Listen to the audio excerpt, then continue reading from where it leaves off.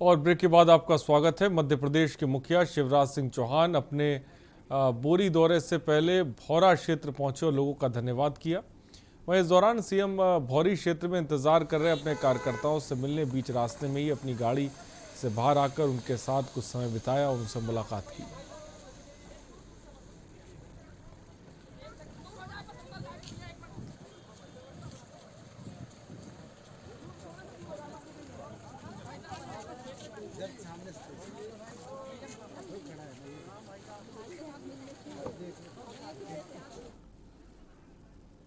और झारखंड के साहिबगंज में तालझारी पंचायत सभागार भवन में मंगलवार को बीजेपी मंडल अध्यक्ष मनोज ठाकुर के नेतृत्व में कार्यसमिति गठन को लेकर एक महत्वपूर्ण बैठक आयोजित हुई, जिसमें उपस्थित भाजपा के वरिष्ठ नेता बम मंडल ने कार्यकर्ताओं को निर्देश देते हुए कहा कि संगठन को बूथ स्तर से लेकर जिला स्तर तक मजबूत करना हमारी पहली प्राथमिकता है।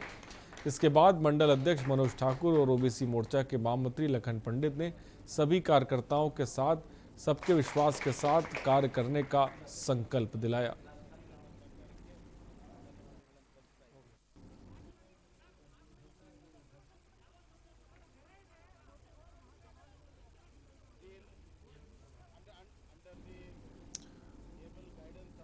और खबर बेमतरा के नवागढ़ से, जहां आपस में भाजपाई भिड़ गए। भाजपा जिला महामंत्री विकासधर दीवान और पूर्व कैबिनेट मंत्री दयाल दास बघेल सार्वजनिक रूप से आपस में भिड़ गए। खाद बीज की कमी को लेकर नवागढ़ में हुए धरना प्रदर्शन के बाद ये घटना हुई। सोशल मीडिया पर यह वीडियो वायरल हो रहा है।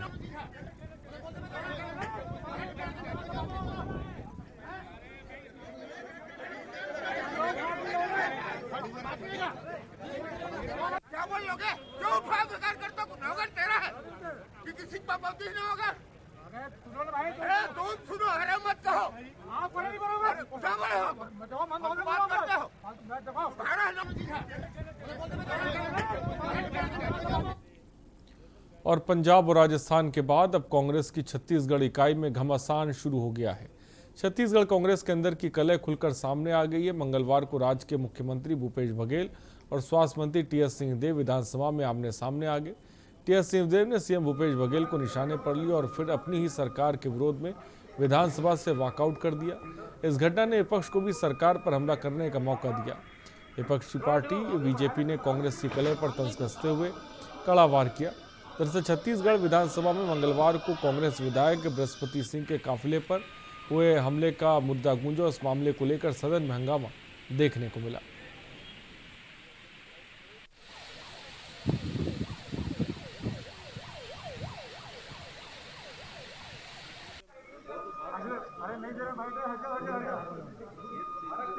घटना घटित होने के बाद में आज उसका जो स्वरूप आपके सामने दिखाई दिया है कि पूरे हिंदुस्तान में शायद ये पहली घटना होगी कि चलते हुए विधानसभा में सत्ता पक्ष जो कदावर मंत्री है वो सरकार के ऊपर स्पष्टीकरण, मेरी स्थिति स्पष्ट करे।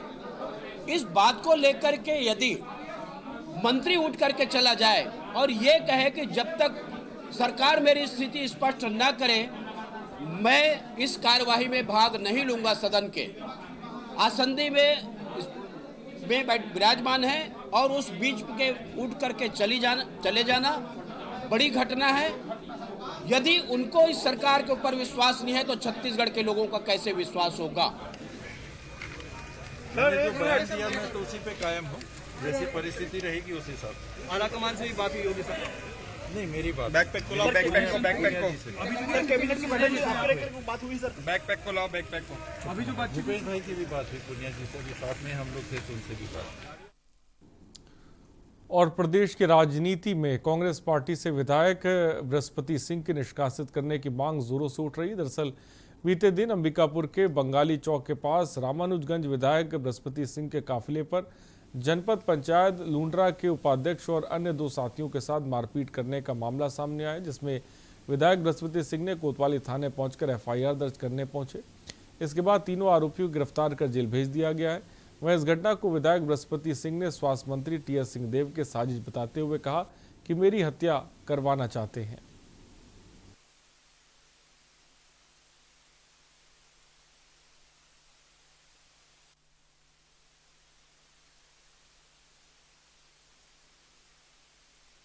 माननीय श्री टी.एस. सिंहदेव जी का नाम सामने लाया गया है, उससे कार्यकर्ताओं में आक्रोश है और जिला कांग्रेस कमेटी, युवक कांग्रेस, महिला कांग्रेस, NSUI सभी संगठनों ने यहाँ उपस्थित होकर इस बात पर अपना आक्रोश व्यक्त किया है कि बिना बेवजह घटनाक्रम में कोई दूर दूर तक कोई रिश्ता नहीं था, उसके बावजूद टी.एस. सिंहदेव पर ऐसे गंभीर आरोप लगाए गए।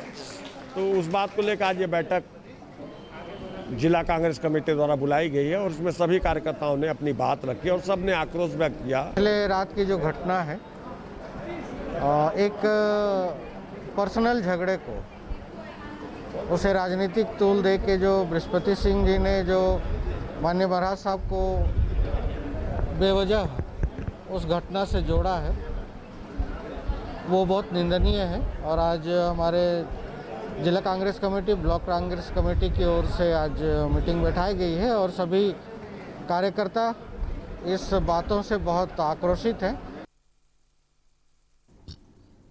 और सरगुजा संभाग में सियासत का पारा गर्म है। इस कड़ी में जनता कांग्रेस छत्तीसगढ़ ने संभाग के पदाधिकारियों के द्वारा सत्तारूढ़ कांग्रेस पार्टी के विधायकों पर प्रशासनिक शक्तियों का दुरुपयोग करने का आरोप लगाया। साथ ही निष्पक्षता पूर्वक जांच कर समुचित कार्रवाई किए जाने की मांग की है।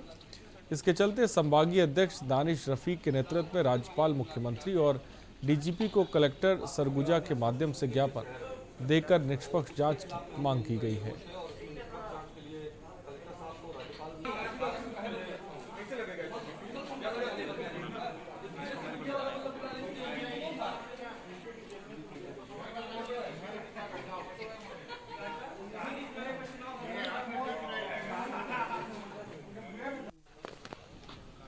जोगी कांग्रेस के जो संगठन के पदाधिकारी हैं, उनके द्वारा विधायक सामरी के साथ जो घटना घटित हुआ था उसके संबंध में आवेदन दिया गया है मुख्यमंत्री के नाम से, राज्यपाल के नाम से और गृह मंत्री के नाम से।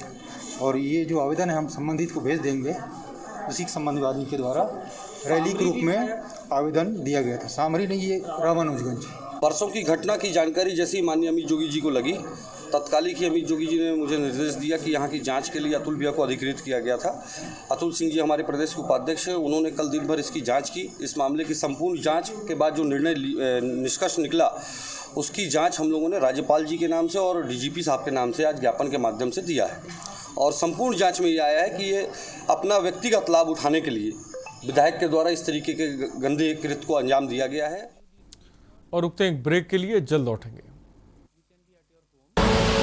आप देख रहे हैं के न्यूज, खबरों का सारथी। दृढ़ संकल्प, दृढ़ इच्छा शक्ति, जागरूकता के साथ उत्तराखंड राज्य ने कोरोना की दूसरी लहर का डटकर किया सामना। जन जन का साथ और उनके विश्वास के साथ उत्तराखंड सरकार ने कोरोना के खिलाफ निर्णायक जंग लड़ी और कोरोना के मुश्किल समय में जन जन तक बेहतर स्वास्थ्य सुविधाओं के साथ जीवन रक्षक औषधियां, ऑक्सीजन और सभी जरूरी वस्तुओं की उपलब्धता सुनिश्चित की है। लेकिन अब एक बार फिर आपके साथ और आत्मविश्वास के साथ हमें कोरोना की तीसरी लहर को आने से पहले ही रोकना होगा। कोरोना से बचाव के नियमों का पालन करें, मास्क जरूर लगाएं, जरूरी होने पर ही घर से बाहर निकले, कोरोना वैक्सीनेशन करवाकर खुद भी सुरक्षित रहें और समाज को भी सुरक्षित करें। कोविड गाइडलाइंस का हर हाल में पालन करें। कोरोना संक्रमण के मामले भले ही कम हुए हैं, लेकिन हमें अब भी सावधान रहना है। विशेषज्ञों ने आशंका जताई है कि कोविड-19 की तीसरी लहर में हमारे बच्चे अधिक प्रभावित हो सकते हैं।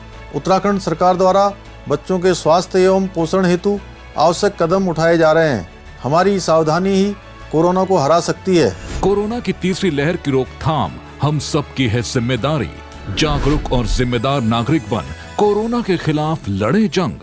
सूचना एवं लोक संपर्क विभाग उत्तराखंड द्वारा जनहित में जारी। खुदी को आजमाया है तो ये अंदाज आया है, खुदी को आजमाया है तो ये अंदाज आया है। तुम में भी मैं हूँ शुद्ध प्लस। अगर कोरोना महामारी के चलते आपके या आपके किसी जान पहचान के परिवार में कोरोना से मृत्यु हुई है तो आप हिम्मत न हारें। दिल्ली सरकार आपके साथ खड़ी है। कोविड से अपनों को खोने वाले परिवारों के लिए दिल्ली सरकार ने मुख्यमंत्री कोविड-19 परिवार आर्थिक सहायता योजना शुरू की है। इससे आप 2 तरह से सहायता प्राप्त कर सकते हैं। मासिक आर्थिक सहायता। कोविड से जिन्होंने अपने परिवारों में कमाने वालों को खोया है, उन्हें हर महीने 2,500 रुपए की आर्थिक सहायता दी जाएगी।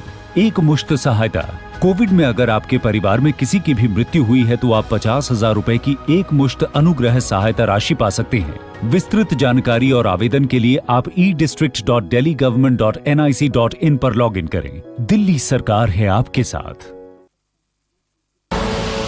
आप देख रहे हैं के न्यूज, खबरों का सारथी।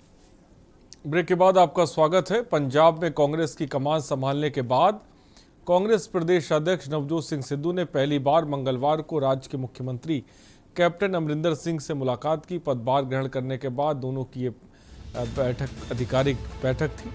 चंडीगढ़ के पंजाब सचिवालय में बैठक हुई। बैठक को लेकर प्रदेश अध्यक्ष नवजोत सिंह सिद्धू ने ट्वीट कर जानकारी देते हुए बताया कि आज उन्होंने सीएम से मुलाकात की। इस मुलाकात के दौरान उन्होंने सीएम से ऐसे मुद्दों पर फौरन कार्रवाई करने की मांग की जो लंबे समय से चले आ रहे हैं।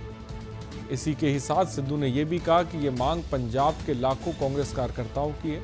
सीएम कैप्टन अमरिंदर सिंह ने मीडिया एडवाइजरी में ट्वीट करके कहा कि जिन मुद्दों को आज आपके द्वारा उठाया गया है वो सभी प्रमुख मुद्दे पहले से ही हमारी सरकार द्वारा समाधान के आखिरी चरण में हैं।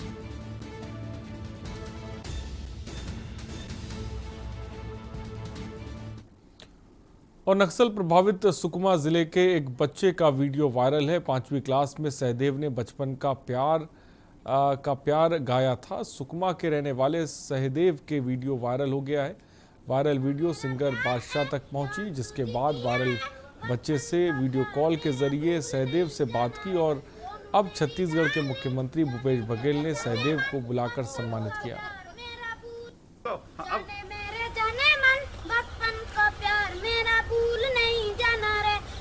मेरा प्यार है जान तुझे किया है, बचपन का प्यार मेरा भूल नहीं जाना रे, सोनू मेरी डार्लिंग जाने मेरे जाने मन, बचपन का प्यार मेरा भूल नहीं जाना रे, सच्चा मेरा प्यार है जान तुझे किया है, बचपन का प्यार मेरा भूल नहीं जाना रे। और दिल्ली में स्नैचिंग टीम और हाईवे पेट्रोलिंग संयुक्त कार्रवाई में एक ऑटो लिफ्टर पकड़ा गया, जिसके पास से चोरी की 4 मोटरसाइकिल बरामद हुई। वहीं पीएस रानी बाग और कई अन्य थानों के मामले भी सामने आए, जिसमें नागलोई, निहाल विहार, रोहिणी, पीतमपुरा और रानी बाग में पुलिस ने बड़ी कामयाबी पाई है। एंटी स्नैचिंग टीम और हाईवे पेट्रोल की टीम कंबाइंड एक्शन करके एक डायनामिक टिकट लगाई थी। उस टिकटिंग के दौरान, बेसिकली सरप्राइज चेकिंग के दौरान, एक बुलेट मोटरसाइकिल सवार एक युवक को रोका था, जिसको चेक करने पर कोई कागज़ इत्यादि उसके पास नहीं था जी। लड़के की आइडेंटिटी किशन के नाम से पता चली, जो वजीराबाद के एरिया का रहने वाला है। मोटरसाइकिल वो दौरान जांच चोरी की पाई गई, उससे ड्यूरिंग इन्वेस्टिगेशन 3 और मोटरसाइकिल चोरी की मिली है।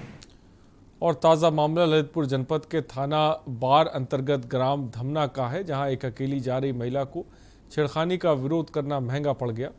महिला सब्जी बेचने का काम करती, जो सब्जी बेचकर शाम के समय अपने घर अकेली आ रही थी।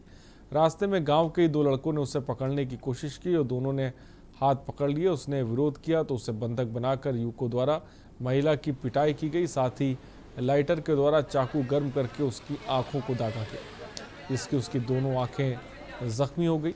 महिला की सुबह परिजन घायल अवस्था में थाना बार लेकर पहुंचे। पुलिस ने उसे जिला चिकित्सालय में भर्ती कराया है और मामले की जांच कर रही है।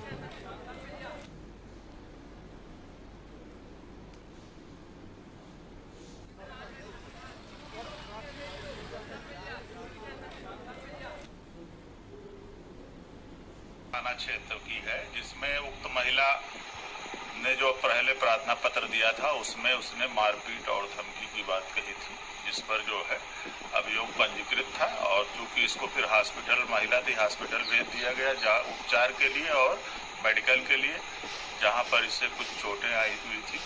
उसके आधार पर धारा 325 की बढ़ोतरी कर दी गई बाद में महिला बताने लगी कि छेड़छाड़ का विरोध करने पर जो है हमको मारे पीटे। तो अब इसकी विवेचना की जा रही, इसकी गहनता से जांच की जाएगी। जो भी तथ्य और प्रकाश में आएंगे उस अनुरूप जो है अग्रिम कार्रवाई की जाएगी। मुलजिमों की गिरफ्तारी के लिए प्रयास जारी है। और खबर बेमेतरा के नवागढ़ विधानसभा के नानघाट क्षेत्र से, जहां झोला छाप डॉक्टरों के खिलाफ कार्रवाई करने का मामला सामने आया है। बेमेतरा के नवागढ़ विधानसभा के नानघाट क्षेत्र में झोला छाप डॉक्टरों के खिलाफ कार्रवाई करने के लिए जब नवागढ़ ब्लॉक मेडिकल अधिकारी बुद्धेश्वर वर्मा उनकी पूरी टीम क्लिनिक में दबिश दी तो दंग रह गए। पूछताछ में 12वीं और 10वीं पास लोग डॉक्टरी का पेशा करते पाए गए। फिलहाल जांच अधिकारी की ओर से झोला छाप डॉक्टरों को नोटिस जारी किया गया है।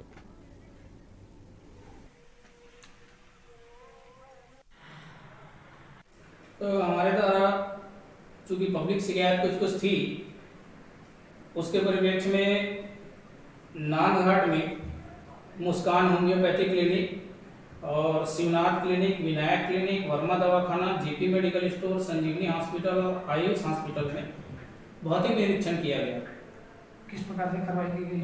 उसमें जो है सभी का लिखा गया कि किनके पास डॉक्टर की उपलब्धता है, इनके पास सारे लाइसेंस और जो नर्सिंग होम एक्ट में जो डिमांड होता है उसके परिप्रेक्ष्य में उनकी क्लिनिक का व्यवस्था कैसा है और उनके पास लाइसेंस है कि नहीं, ये सब देखने के लिए हम गए थे।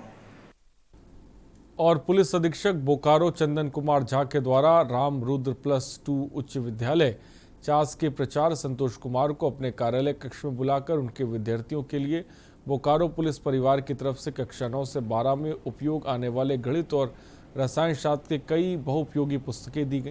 ये पुस्तकें देश विदेश में नामी लेखकों द्वारा लिखी गई, जिसका इस्तेमाल कर बच्चे अपना ज्ञानवर्धन कर सकें।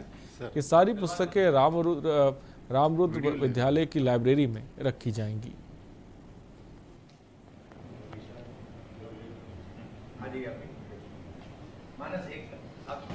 बोकारो पुलिस के तरफ से चास में स्थित रामरुद्र स्कूल है, जो कि झारखंड सरकार द्वारा संचालित स्कूल है, जिसमें वर्ग 12वीं तक की पढ़ाई होती है। उसके प्रिंसिपल महोदय आए थे और बोकारो पुलिस की तरफ से उनको काफ़ी सारा बुक्स जो है वो डोनेट किया गया है। हम लोगों ने बुक्स को कलेक्ट किया है पिछले 1-2 सालों में। कुछ हमारे पास भी था, कुछ अन्य लोगों के पास भी थे। सभी को कलेक्ट करके क्लास 9 to 12 इसके मैथ्स और केमिस्ट्री के मोस्ट ऑफ द बुक्स उनको डिस्ट्रीब्यूट किए गए हैं। और रुकते हैं ब्रेक के लिए, जल्द हाजिर होंगे। आप देख रहे हैं के न्यूज़, खबरों का सारथी। कहाँ जा रहे हो? दुकान पर बैठो और इसे आगे बढ़ाओ। पापा, दुकान आगे बढ़ाने के लिए मुझे दुकान पे बैठने की जरूरत नहीं है। बस बातें करवा लो इनसे।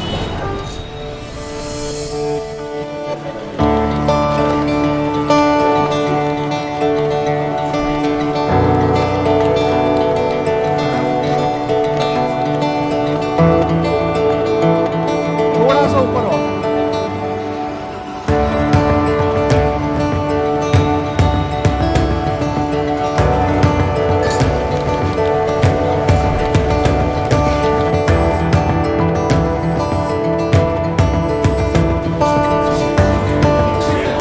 लो जी मैडम, आपके 4 किलो लड्डू। बेटा इनका लड्डू पैक कराओ। क्यों पापा, बढ़ गई ना दुकान आगे? हाँ बेटा, अब तक सबकी खुशी के लिए मिठाई खिलाई है, मगर आज अपने बेटे के हुनर के लिए खुद खाऊंगा। जब खिलकर निकलता है स्किल तो सलाम करता है हर दिल। DSEU, इंडिया की पहली स्किल एंड एंटरप्रेन्योरशिप यूनिवर्सिटी, जहां ऐसे कोर्सेज में हैं डिग्रीज और डिप्लोमास जो बेटर फ्यूचर की ओर ले जाएंगे आपको।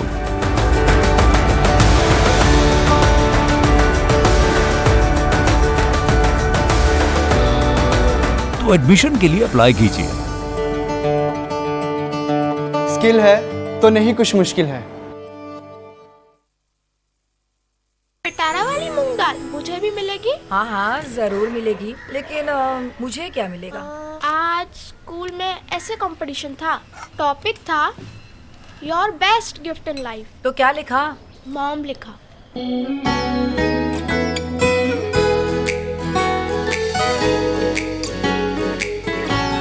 पिटारा, खजाना खास पलों का। जुबान के लिए उड़ चला गैरों की ज़मीं पर, खुशबू अपने पन की ढूंढता और दूर कितना भी जा, इस जुबान से दूर ना जा पाओगे। विमल, बोलो जुबान केसरी। और खुशबू में झूम के भाई लेके आए गोल्डी मसाले। गोल्डी मसाले, खुशबू और स्वाद ऐसा तो रिश्तों में गुस्सा कैसा। आप देख रहे हैं के न्यूज, खबरों का सारथी। और ब्रेक के बाद आपका स्वागत है। भारत पाकिस्तान के बीच हुए कारगिल युद्ध में शहीद भारतीय अमर जवानों को सीधी के भूतपूर्व सैनिकों की ओर से अमर शहीदों की प्रतिमा पर माल्यार्पण कर श्रद्धांजलि दी गई। कारगिल विजय दिवस पर भूतपूर्व सैनिक सुरेश सिंह चौहान ने कहा कि हम अपनी छोटी उम्र में सेना की नौकरी करते हुए देश की सेवा में तत्पर थे।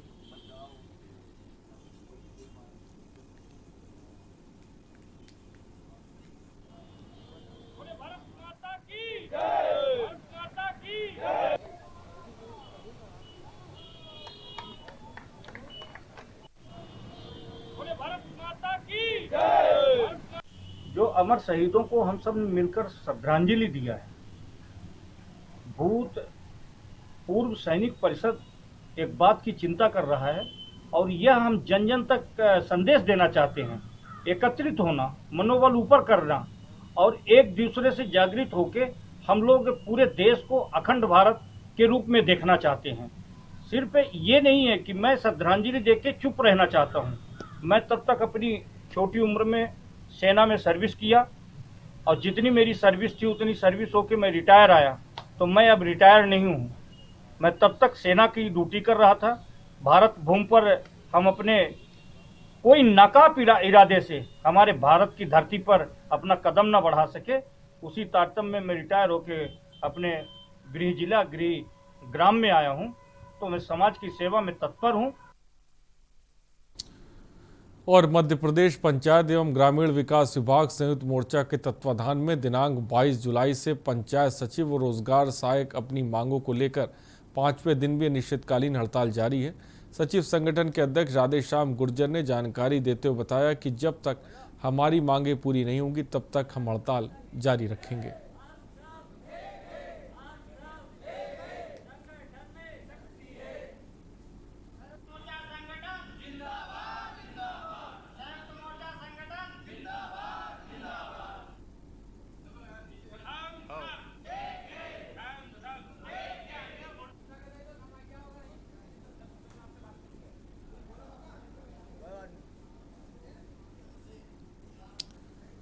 और देश डेली की खबरों में फिलहाल इतना ही। देश दुनिया की तमाम खबरों के लिए आप बने रहिए हमारे साथ। नमस्कार।